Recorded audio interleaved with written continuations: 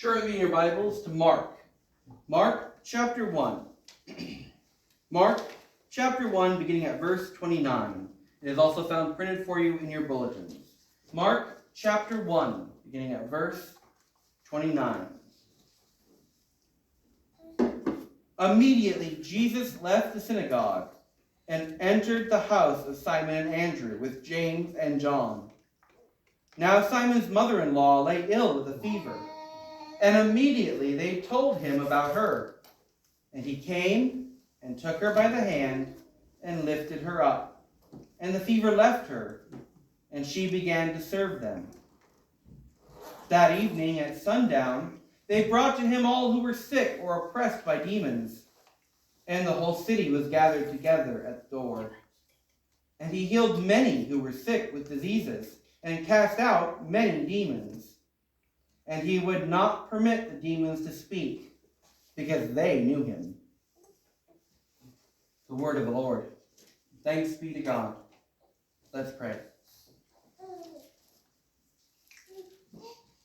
O great physician of soul and body, to you we turn when our souls, battered and bruised by this world, look for comfort. To you we turn when our bodies grow feeble and frail. To you we turn when the consequences of our sin catch up, or when the world turns and surprises us with a broken and fallen system. Help us who live in the midst, but beyond this world, for we are citizens of heaven, to keep in mind the heavenly goal, and to press on towards your holy and heavenly country, for we are but sojourners and strangers here. But while we are here, attend to our journey, O great Redeemer, and heal us and hear us when we cry to thee.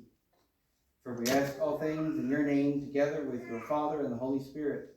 For you live and reign as one God with them, now and forever. Amen.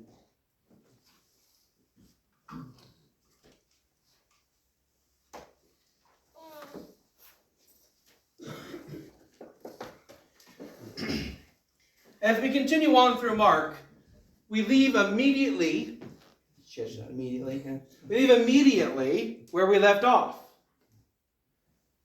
Immediately after the healing of the demon and the conclusion of the synagogue service, he goes to the home of Peter and Andrew. And James and John follow. Now remember, James and John seem to have higher economic status. James and John had hired men. Peter and Andrew didn't. James and John had many boats, since the hired men were out fishing and they were in a boat tending nets. Only one boat is mentioned for Simon and Peter. When John and Peter go to the house of the high priest, John is let in, for he is known to the high priest's family.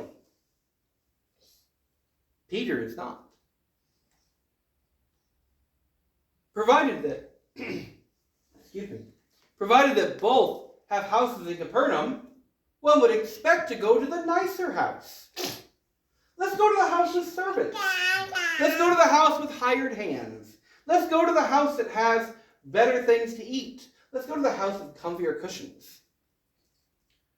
But instead they go to the house, probably a smaller house, that is crowded with at least 3 families. Peter lives there. We know that Peter has a wife, and according to tradition has children. Plus, it's not that hard to extrapolate in the ancient world. If you have a wife, you probably are going to be having at least one child. But we know he has a wife because he has a mother-in-law. And again, according to tradition, his wife and his children went with him along his apostolic journeys, which Paul doesn't directly allude to, but alludes to in general.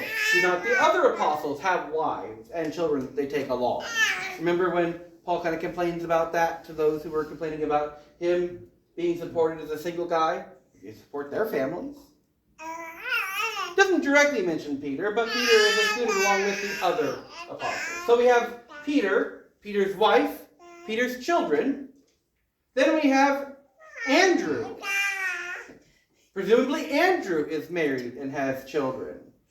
Neither scripture nor tradition tells us one way or the other.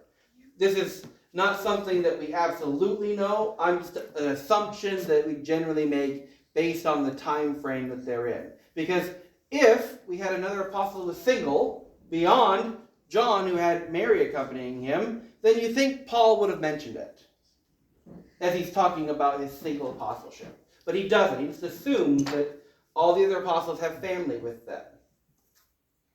John, although not married, has Mary accompanying him. And the others apparently have their own wives and children. So we have these two families with two wives, children, and then we have Peter's in-laws around as well. Presumably his father-in-law is dead, and so his mother-in-law has fallen to him to take care of, and so his mother-in-law is living in the house. We've actually uncovered this house. It's something that you can go to in Israel. Now, the actual house itself is pretty much lost by it being rebuilt as a church. The stones, the most ancient stones that we have are about 500 years, or the design and style, about 500 years after the actual house, from different churches that were built on the site. So this little stone house was more than likely kept for a bit as a site of pilgrimage, and then once Christianity was legalized, made a church, and then made a church again as that church crumbled, and then made a church again, and made a church again, and made a church again. So much so that there's different levels. There's a church where you go to now. Underneath that, there's the remains of an old church. Underneath that, there's the remains of an older church. So about a modern church, about a 1,000-year-old church, about a 1,500-year-old church, and then on the lowest level, we don't have a church, but we have the remains of what were outside the house that was demolished. We have the outer courtyard. We have the outer stones. We have the area where you would take the sheep in and the other animals. So you've got not only three families, Andrew's family, Peter's family, and the in-laws. You also have animals here. And Jesus chooses to go to this house over a presumably nicer house. Jesus chooses to go to this crowded, loud, poor house.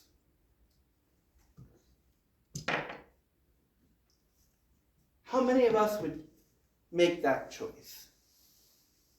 Let's go to the house with more room. Let's go to the house that throws a better party. Let's go to the house that has better food. But Jesus purposely doesn't do that. It says immediately after leaving synagogue, immediately Jesus left the synagogue and entered the house of Simon and Andrew with James and John. The house of Simon and Andrew. You know that they both lived there. With James and John. Now, if this strikes you as odd, it's because we're not used to multi-family households. But that's not uncommon even today in this part of the world. Even today, you have normally families set up in multiple apartments all conjoined together. So you have like what we would basically call a 2-floor condo, and about 4 families, all related, stuck in there. That's still fairly common in the Middle East. You go to Egypt, Israel not so much, ironically, because Israel's been westernized, but you go to Egypt, Jordan, somewhere in North Africa like Morocco, that's fairly common. They're all stuck together because they stick close to that nuclear family from which they sprung. And so you've got mother, maybe father, then you've got the adult children, and then their wives, and then their children, all spread out. And sometimes you have up to 4 or 5 different families all in this conjoined 2-floor apartment complex. That's a fairly common thing to find in Egypt, Morocco, Jordan, in this part of the world. Again, not so much Israel, ironically, but in Israel of this day, that was also fairly common, a 2-floor setup, with the lower floor often being taken up for guests that came in and animals that had to come in the night, with an outer courtyard where they went to spend most of their time because cramped, dark interior with animals. Did I mention the animals? Smelly. So you go out into the courtyard. And so it's interesting that although the house we no longer have because of churches after churches after churches being built on it once it was legalized, the courtyard was untouched. And so we get to see just how they lived in this courtyard, because this is where they spent most of their time. We have plenty of houses to see how they lived inside, but ironically, most courtyards were taken down to make room for streets and thoroughways once people stopped living this way. And yet, in Peter's home, the church is literally called Peter's house. In Peter's home, the courtyard is preserved until it is taken over by sediment. And by the time you have the Crusader church, about 1,000 years ago, the ground is covered over the courtyard, and so it's left preserved. And by the time you have the modern church built on the ruins of the Crusader church, we have the technology to dig down and find it. So you can actually go and see where Jesus was, where Peter lived, where Andrew lived, and it was tight. For all those families, the courtyard was about as big as the nave in this church. About as big as where the pews are in this church. For animals. And at least 2 major families with in-laws. 3 families and animals? And this is your outdoor living space? And at the center of it is your indoor living space? That's pretty crowded. We don't have the house where James and John had in Capernaum, but we do have, compared to the rich houses in Capernaum, and it was not that way there.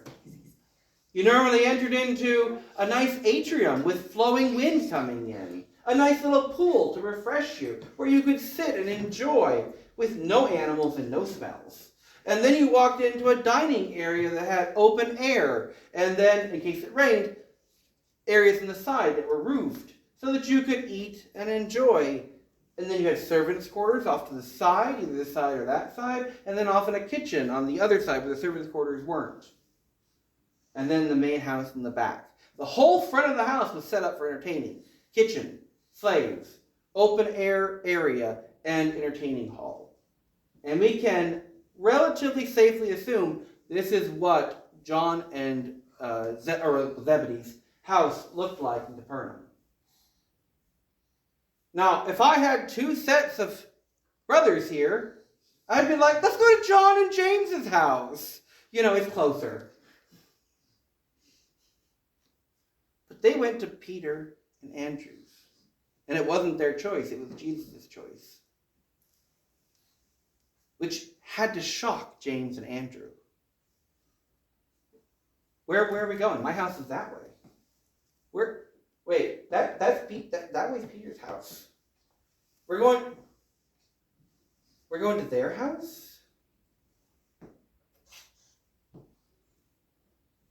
Jesus purposely chooses to go to the poorer house. Jesus purposely chooses to go to the house without hired hands. Jesus purposely chooses to go to the crowded, dirty, it was probably as clean as they could get it, but dirty by our standards, smelly by our standards, crowded by our standards, house. Because Jesus came not to be served, but to serve. His mission is to the lost sheep of Israel. His mission is to those who are poor and outcast, those who are sick, those who are not righteous in their own eyes. I came not to call righteous, but sinners to repentance. The healthy needs no doctor. He goes to those who need him most. Excuse me. The wind's so chill, it's even cold up here. Normally it's like a few degrees warmer up here. He goes to those who need him most. And with purpose. For when they enter the house, what do they find out? The mother-in-law is ill. Now you say, wouldn't they have noticed that mom-in-law didn't make it to church? This came from synagogue. Wouldn't they have seen, our pew's a little empty? They divided the men from the women. And there was often a physical barrier in between the men and the women, so men could ogle the women when they're supposed to be worshiping God. In fact, that's how Orthodox service is still done. If you go to an Orthodox synagogue, the men sit in one area, the women sit in the other area. Oftentimes, it'll be like two sides of a pew, except without an aisle, there'll be a wall dividing them with a lattice work in between, so that you can hear them, but you cannot really see them. So that the air flows, but it's not really two different rooms, but it's essentially two different rooms. So that you don't interact with or really get to see well the women. In the ancient world, it was much more set up so that the men would be on the ground floor and the women would be on the upper floor with lattice work working out. So again, you couldn't really see them, and they were kind of in the same room, but not. Now, this may seem strange to us, but it wasn't that uncommon even 100 years ago for churches to be divided that way. In the church that my grandmother grew up in, which didn't stop speaking German until after World War II, by the way, so you kind of see the conservatism, they had women and children sit on one side and men sit on the other. And it wasn't until you were in your teenage years that you got to switch from the women's side to the men's side if you were a boy. But neither the twain shall meet in the sanctuary. And so they didn't know that the mother-in-law was ill. Apparently she wasn't ill when they left. But when they get back, the first thing they do is go seeking the mother-in-law. Jesus has just come. A rabbi who's just taken them has come into their home. Didn't announce it. Let's go find the woman of the house to go and get stuff ready. So they go seeking, and they find that the mother-in-law is ill. Now Simon's mother-in-law lay ill with a fever, and immediately they told him about her. Now, we often read this as, Jesus, my mother-in-law is ill. Come heal her. Could be. Could be. But based on how ancient peoples interact, probably not. But it says that they went and told him about her. It was more than likely our women are tending to ill. Our women are sick. And obviously you don't expect us to make you food. So we have to go somewhere else. Let's go to James and John's. More than likely they came offering an excuse. More than likely they came saying, not heal her, but she's ill. She lays sick with a fever. They're tending to her. They can't tend to us. Let's go where they have hired hands that can tend to us. Let's go to James and John's place. Expecting Jesus to do just that. But they can't receive me here. I'll go where they can receive me. Instead, Jesus does what would not be expected. Take me to the women's quarters. Let me depart from the guest areas of your house and go into the private areas of your house. Take me from the guest area to the inner house, to the women's quarters. Let me find where she lies. Let me go upstairs. Even to this day, in homes that are traditionally laid out in an upstairs, downstairs pattern, when you go to a guest home, you oftentimes, if you know them extremely well, don't go upstairs. You stay in the common areas. You stay in the kitchen, the living room, the dining room, downstairs. Oftentimes there's a bathroom provided just for that purpose, downstairs. So you never have to go upstairs where the sleeping quarters are. Even today, that's often how traditional two-layered homes are laid out. So imagine you invite Jesus over, and to your surprise, your wife has come down with a pretty severe cold, high fever, can't get out of bed. I'm sorry, we can't make anything today. I just discovered that I have to go tend to my wife. She's ill. Expecting Jesus to say, oh, I understand, and bow out. And instead your guest says, well, let me go upstairs and see her in your bedroom. Invasive much?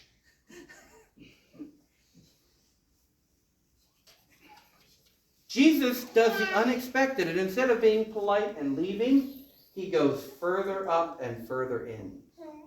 He invades into their life. He said, come, follow me. They will learn what come, follow me means.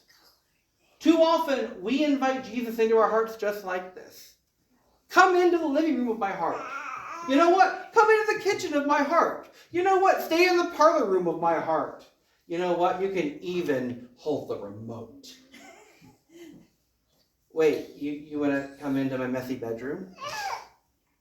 That's private.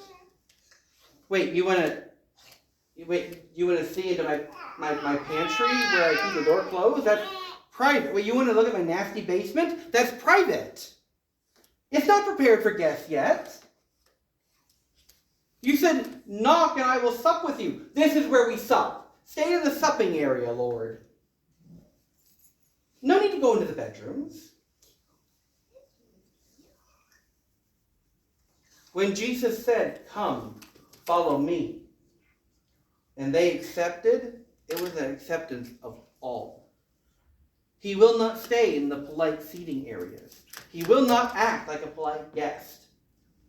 He will act like who he is, the Lord of all creation. He will go wherever he wills, for he is the master of the house. He will see whatever he sees, for he is the one who leads and rules your life.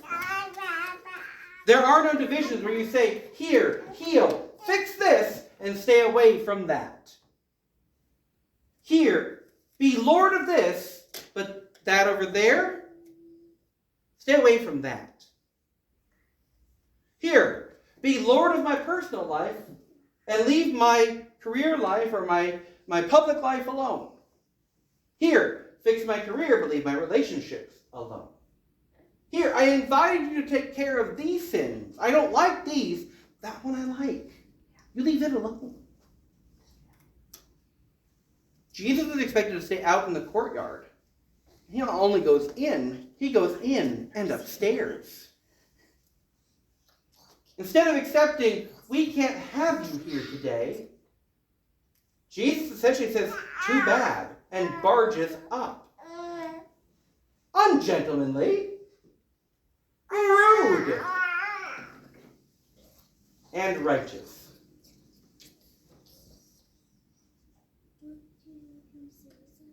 There are some things that I do when I discipline or instruct my children that I do not allow them to do back to me because of the position and authority I am in. They may not bar me from their bedroom. I may bar them from mine. They may not take me to task if I do not have everything so at a certain time. I may do so for them if I lay out fair and concrete rules. I'm not saying that there is not a reciprocal nature of respect. They are welcome to question, invite, point out, but not dictate. Because that is not the relationship we have. I love them, I care for them, I instruct them, I raise them, and they are equal with me in their sin and in their holiness. For they are made images of God and fallen sons of Adam. We are equals ontologically. In relationship, though, we are not peers. We are parent and prodigy. Too often, we, like children who see how our parents work, try to flip the script and say the same things back to our Lord. No, you can't go here. I didn't invite you here. You shall not pass. And Jesus says, watch me. Jesus goes where it's uncomfortable for our good. Jesus heals when it hurts for our good. An invitation to make Jesus our Lord is not a reciprocal invitation to be peers. I don't come to someone and say, hire me, and then start bossing them around. I know the relationship from the outset.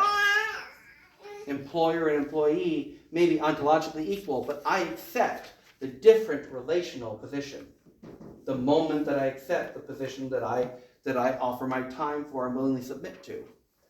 Jesus didn't hide the fact that he comes to take all.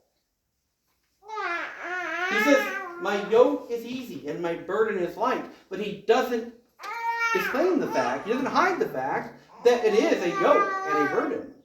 He will take and you will serve. Now, Pastor, this is not like the Jesus that I know. He's loving and giving. Yes, he is. He is loving and giving and gentle and holy and our friend and our Savior. He's also our judge and our master, our Lord and our Redeemer, our Maker and our Sovereign. And it's up to him to decide when he's going to exercise that part of the relationship, not up to us. We don't get to say, Jesus, be my friend, but not my master. We don't get to say, Jesus, be my brother, but not my Lord. We don't get to say, Jesus, be my Redeemer, but not my Creator. We don't get to say, Jesus, be my advocate, but not my judge. If we accept one, we accept all. When they accepted him and said, come, follow me, and they left all and followed, it was an absolute call upon their life. When he says to us, come, follow me, it is an absolute call upon our life.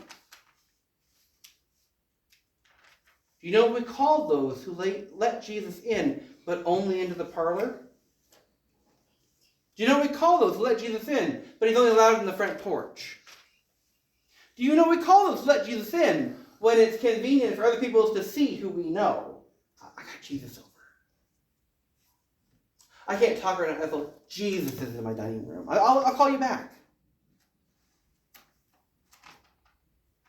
We call them a Greek word meaning actor, because they want to be seen by men. Do you know what that Greek word for actor is? Hypocrite. Hypocrite. Hypocrite literally just means actor. And it comes from Jesus calling people actors who do stuff outside, but don't let it inside. They love to pray on street corners to be seen by men. But you pray in your inner closet. You pray in your inner room. They love to give to be seen by men, but you don't let your left hand know what your right hand is doing. They love to put sackcloth on and ashes, but you wash your face that no one may know that you're fasting.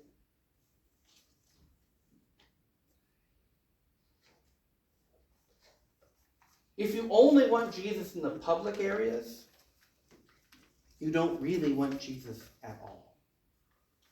Because he comes to take all or nothing.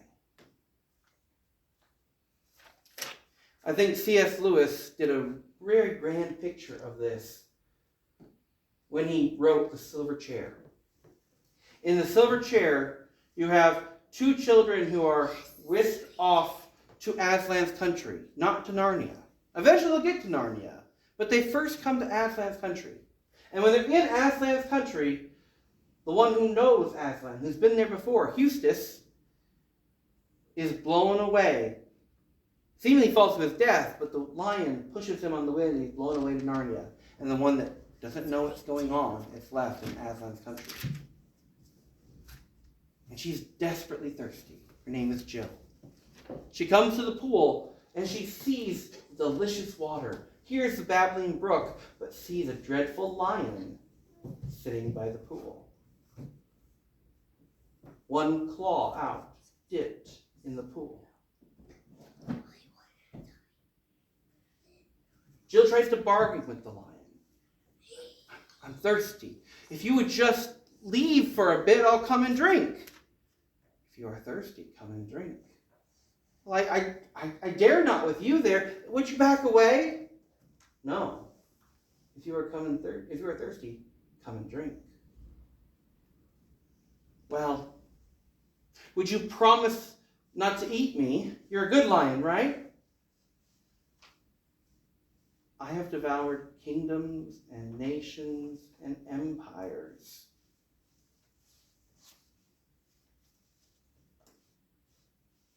What's one little girl? Well, now I really can't come to the water. But you thirst. I thirst. So come to the water. What will you promise? Not, no. If you thirst, come to the water. And Jill comes to the water, finally overcome by her thirst on the lion's terms, and finds the lion is good and great and gentle and harsh.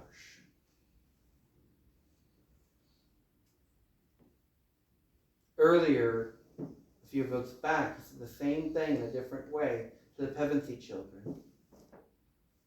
But is he a tame lion? They asked the beavers. Mr. Beaver laughs. He says, didn't I tell you what he was? King of the beasts. No, child, he's a lion. He is not tame. But he is good.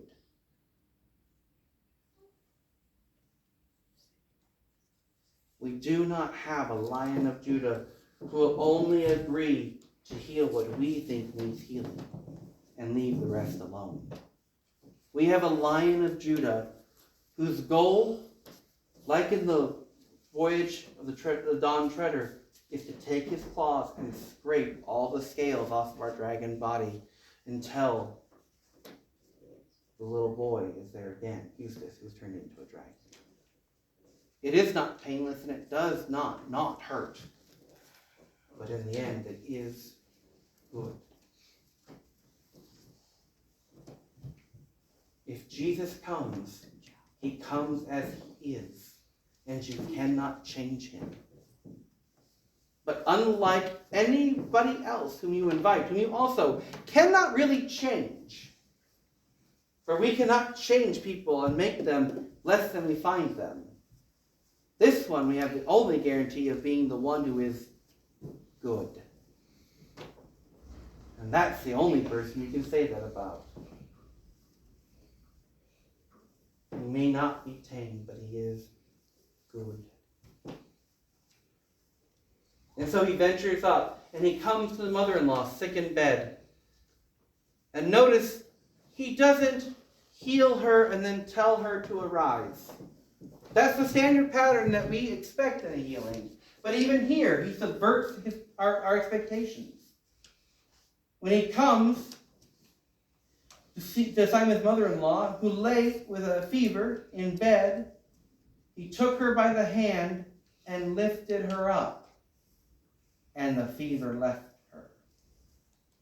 He took her by the hand and lifted her up. He didn't come to her and the fever left her and then she got up. He took her by the hand and lifted her up and the fever left her. She exercised faith without evidence of proof before the proof came rushing in. Jesus didn't come in the room and say, fever be gone. She's laying there, the fever's gone. Oh no, I'll get up and serve. She's laying there, shivering, chilled, hot, probably afraid of death. And Jesus comes and reaches out a hand. A stranger invades the room, presumably pushes aside the two women tending, Andrew and Peter's wives, comes to her and says, nothing. Nothing is recorded anyway. He simply gives a hand. How easy would it be to slap that hand away and say, can't you see I'm sick?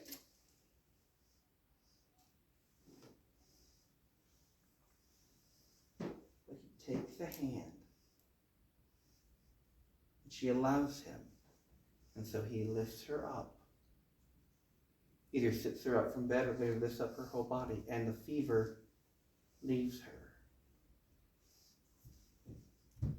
After she accepts the healing happens.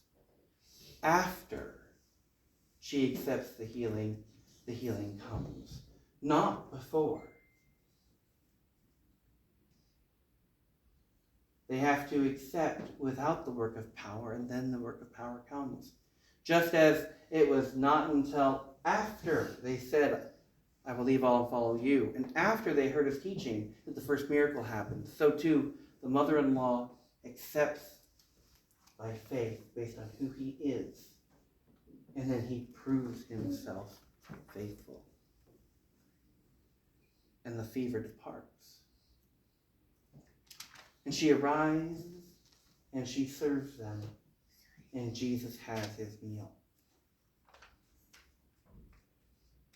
There is nothing so great or so grand that can keep the Savior away from his plans. If he's going to have a meal that day in Peter's house, he's going to have a meal that day in Peter's house. Literally, sickness, death, and demons be damned.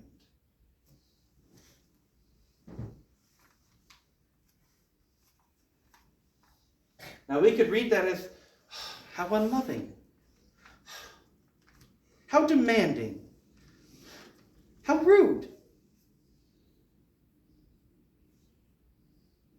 And yet, it was for their good. If he had done the expected thing and left, the mother-in-law would still be sick. If he had done the expected thing and left, they would have no work of power to proclaim. If he had done the expected thing and left, what follows at sundown would not have happened. Our plans are not his plans. And what we can see is pressing, rude, inconvenient, and not within our timetable. Can't you go to someone else and ask them to do it, O Lord? God means for our good and brings about good in it. What happens at sundown after they eat? Well, if you remember, it's Sabbath, and Jewish days end at sundown. It was evening and it was morning, the first day, the second day, the third day. So Jews count their days by creation, evening and then morning. So at the end of the day, the next day starts. So Sabbath ends, they eat their meal, they serve him, they all eat, and Sabbath ends. That evening at sundown, essentially as soon as they could, that evening at sundown, they brought to him all who were sick or oppressed by demons. The word had gone forth because a demon had been cured. A demon had been removed and exorcised, and a man had been cured at synagogue. And now, the news has gone out somehow about Peter's mother-in-law. He cures the sick and casts out demons. You have to be wondering how many people were whispering over the garden walls on the Sabbath. Well, I don't go Sabbath-day journey, but you know what happened at Peter's house? And as soon as sundown happens, all who were sick, all who were demon-possessed, at evening they brought to him all who were sick or oppressed by demons. It says, in fact, that the whole city gathered at his door.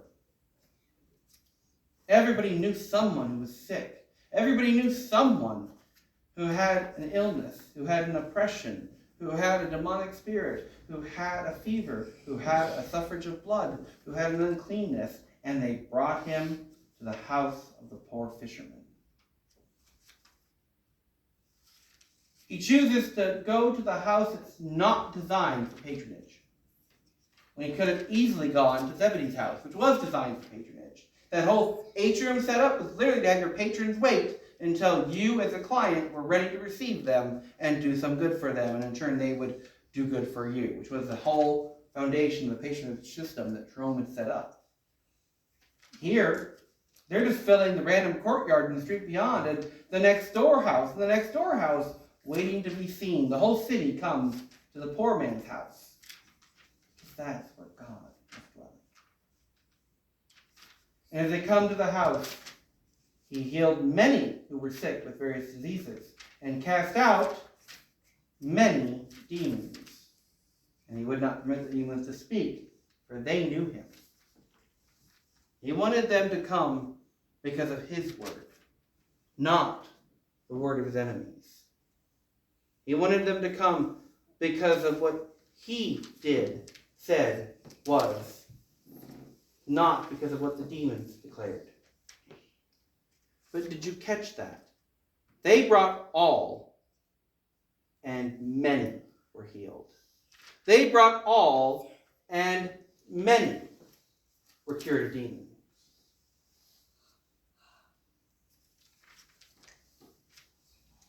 They brought all, and many were cured.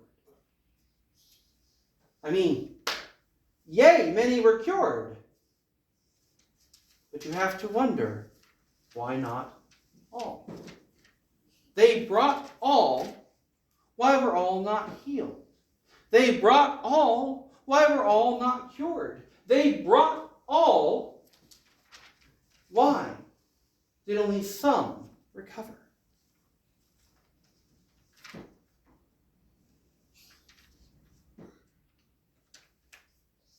It's a good question. Of course, it's a good. I mean, I raised this. Of course, I think it's a good question, but I really do think it's a good question.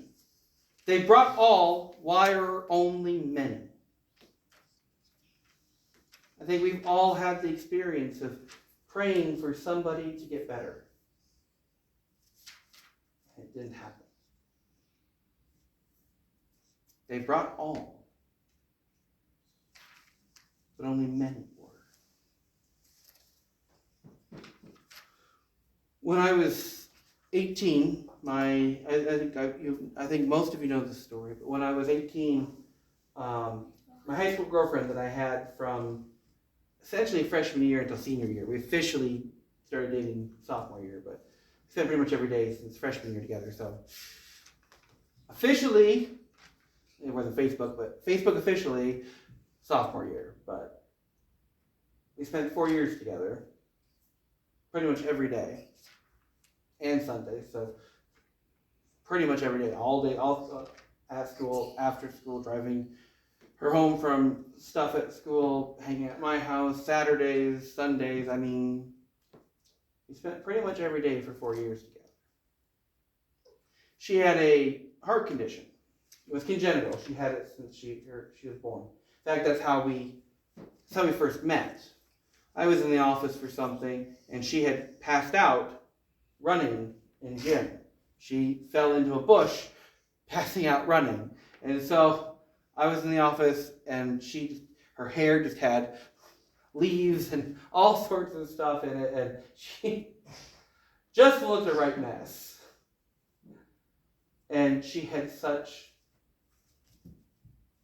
joy about her in the midst of it.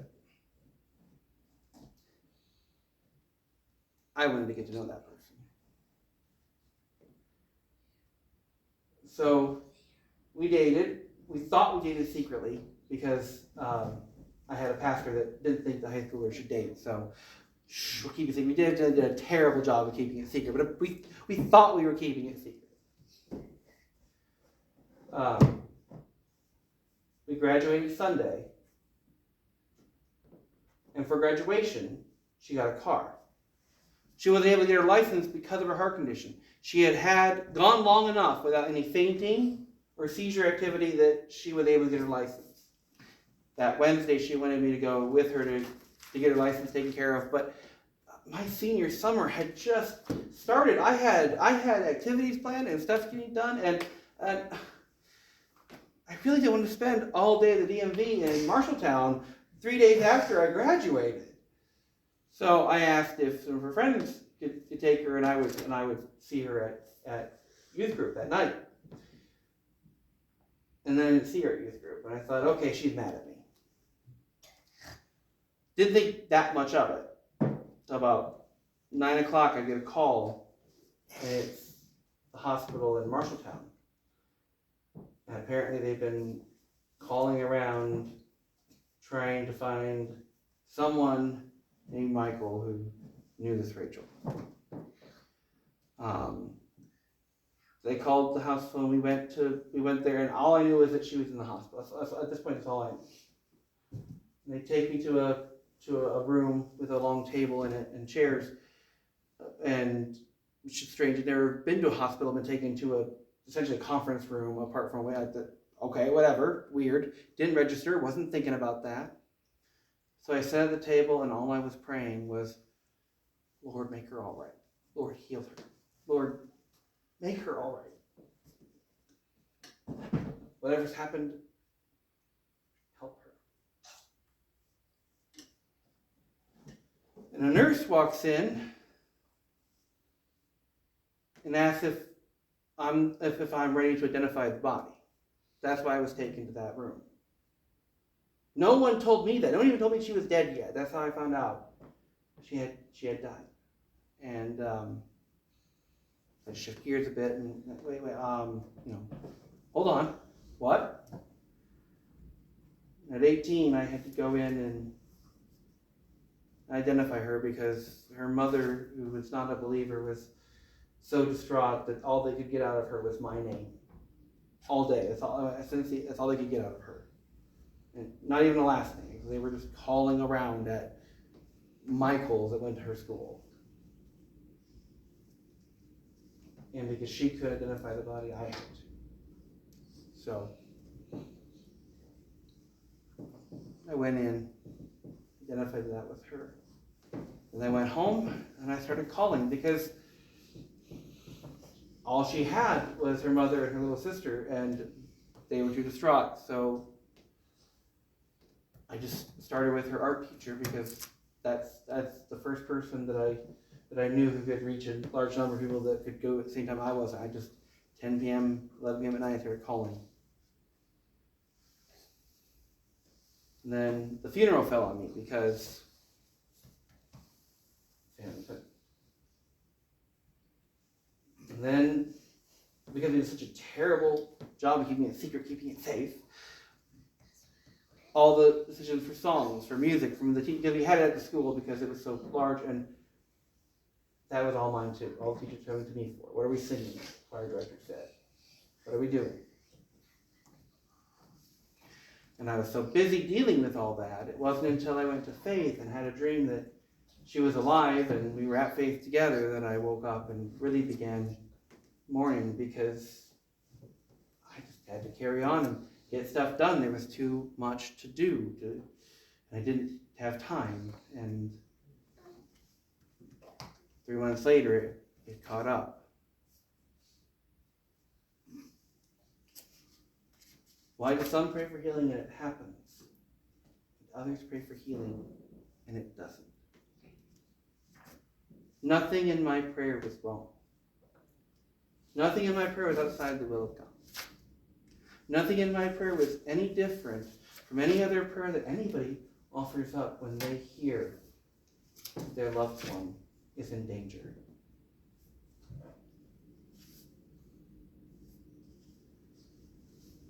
And although I didn't know why,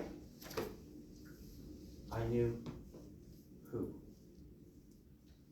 Here's the thing, the why would not have mattered.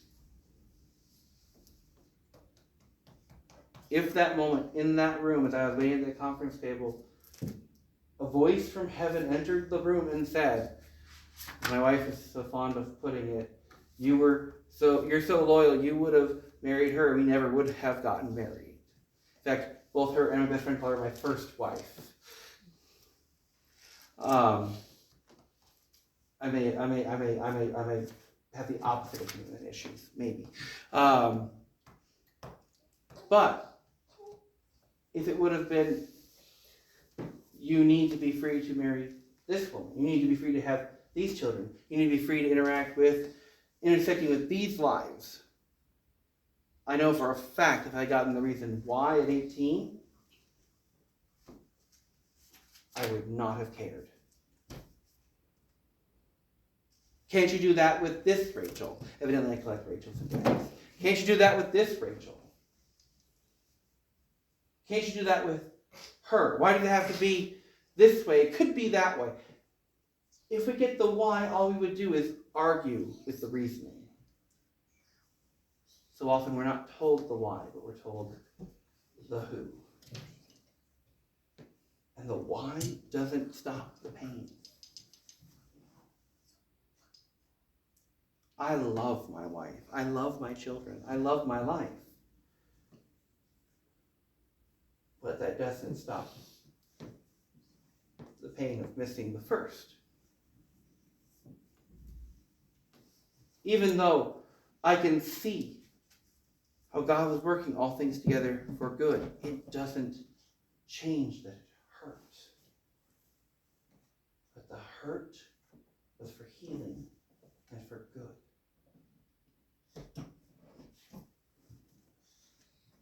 You say, Pastor, that's not an answer. You're right. I don't have an answer because I'm not God. I don't have a way to say, if you use this formula and do this thing, healing will come. You know why? Because that's magic. To control God, to control nature, to control the supernatural, to bend it to your will and to make it do what you want is nothing other than magic. We are not masters of the divine, but servants. It's another part of the lesson that I will go deeper in and further up in your house. We don't get to tell the Lord how to serve us. We don't get to tell the Lord, this is how you heal us. We don't get to tell the surgeon, here's where you cut. But we trust.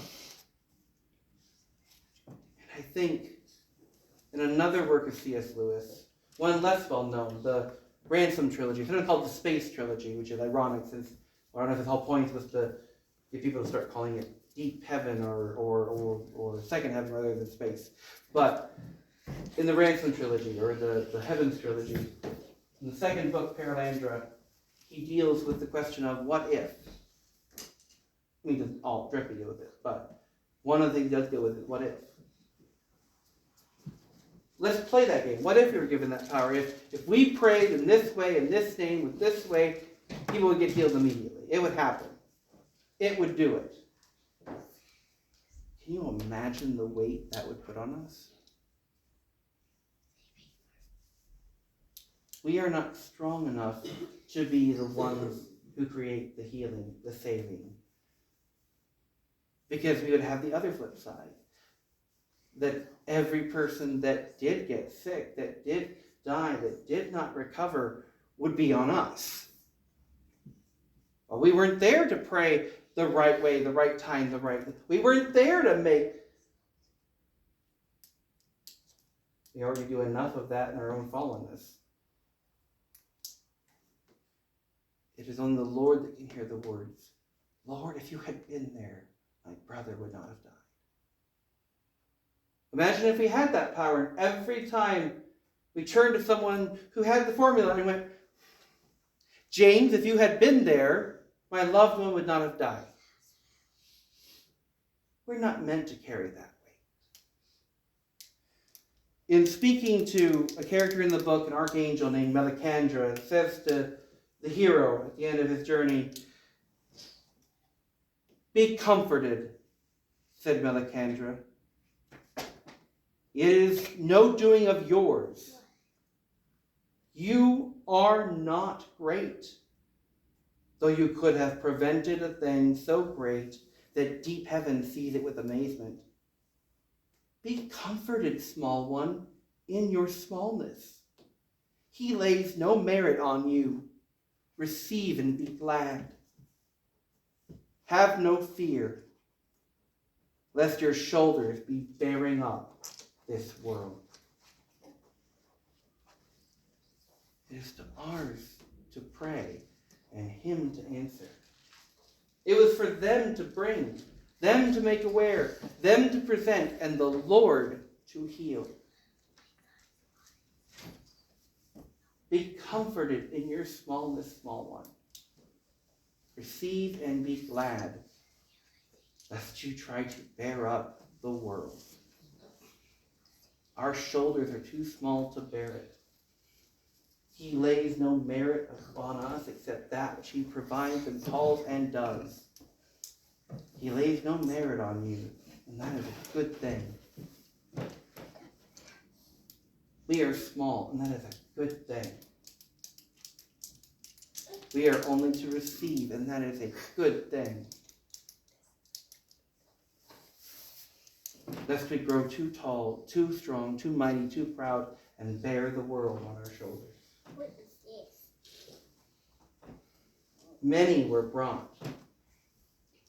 Some were healed. But it is the Lord who chose. He continues to choose how he will act and bring about his great goodness. To some he deigns recovery. To others he deigns entrance into greater life. To some he deigns wholeness. To others he deigns that injuries and illnesses should mark their body for the rest of their life. It is not for us to choose, not for us to figure out how to pray and present, not for us to merit an answer. It is for ours to entrust ourselves to him who is higher and greater than us. The great physician, the healer of souls, the one to whom all the sick and the possessed were brought. And he healed many. And he delivered many. And the few, the ones who were brought and still dying, the ones who were brought and still left possessed, he had a reason for. It is not for us. Be comforted in your smallness. We like to take control. If we have control, we can make things happen. And yet, the opposite is our comfort. We are servants only. All that we make happen is what is commanded and called for us to do. Do not worry about what might be. You follow me, he tells Peter at the end of his life. Here at the end of his ministry.